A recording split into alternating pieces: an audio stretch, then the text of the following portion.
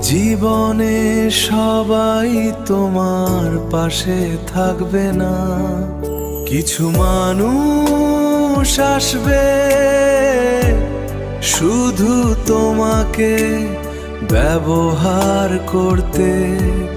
কিছু মানুষ আসবে শুধু তোমাকে কষ্ট দিতে।